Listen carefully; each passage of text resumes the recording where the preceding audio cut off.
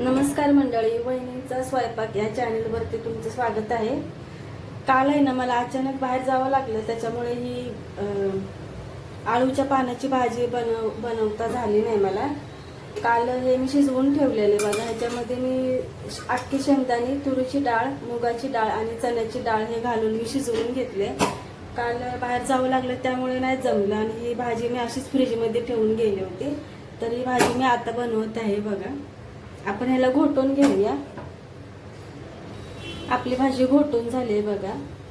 अगदी थोडंसंच आपल्याला ह्याच्यामध्ये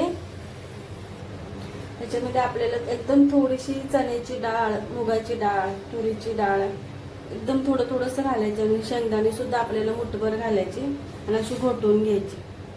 आणि थोडंसं घोटताना ज्वारीचं पीठ घालायचं, म्हणजे आपलं हे आळूच्या पानाचं आपण फतफत बनवतोय. तर थोडंसं आपण ह्याच्यामध्ये बेसनचं पीठ किंवा ज्वारीचं पीठ घालून असं घोटून घेतलं ना तर आपली भाजी मिळून येते चांगली. तर इथे मी थोडंसं ज्वारीचं पीठ घालते आणि भाजी आपण चांगली हलवून घेऊ.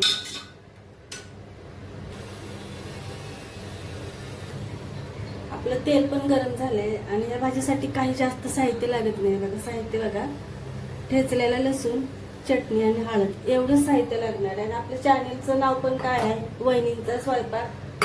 आणि एकदम साध्या सोप्या पद्धतीमध्ये माझी रेसिपी असते. आणि हे बघा, चिंच आणि गुळाचं पाणी घालायचं, कारण आळूची पानं आहेत ना तर ते थोडंसं घशामध्ये खवखवतं, तर त्याच्यामुळे चिंच आणि गुळाचं पाणी घालायचं. याच्याने आपल्याला घशामध्ये खवखव होणार नाही आणि भाजीला टेस्ट पण चांगली लागते.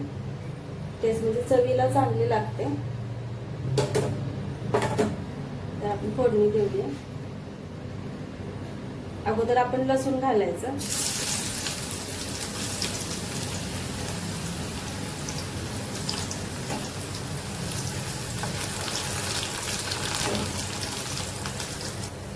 आपलं लसूण चांगला भाजला आहे. भाजीतलं सर्वात स्ट्रॉंग साहित्य म्हणजे लसूण. लसणाला चांगली फोडणी बसली पाहिजे. त्याच्यानंतर आपल्याला हे चटणी आणि हळद घालायची.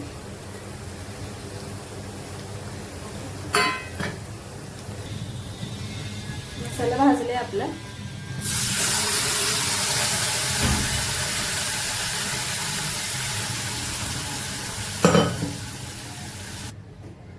आता आपण चिंच आणि गुळाचं पाणी घालू.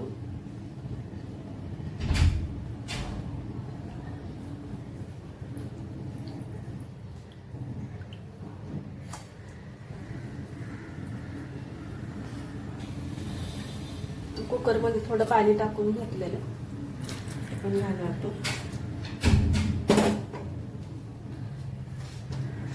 मीठ घालायचं.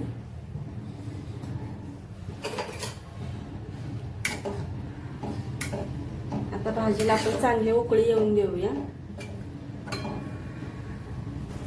आता आपण भाजीवरती झाकून घेऊया. आणि मला ही भाजी थोडी आटवायची आहे, तर आपण झाकण ठेवून 10 मिनिटं ठेवूया. आपली भाजी झाली आहे बघा. या भाजीला आळूचं फतफत किंवा आळूचा गरगटा भाजी असे म्हणतात.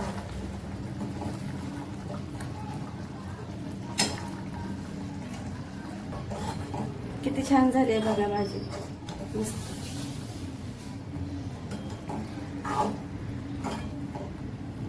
याच पद्धतीने तुम्ही पण भाजी करा, नक्कीच तुम्हाला आवडेल.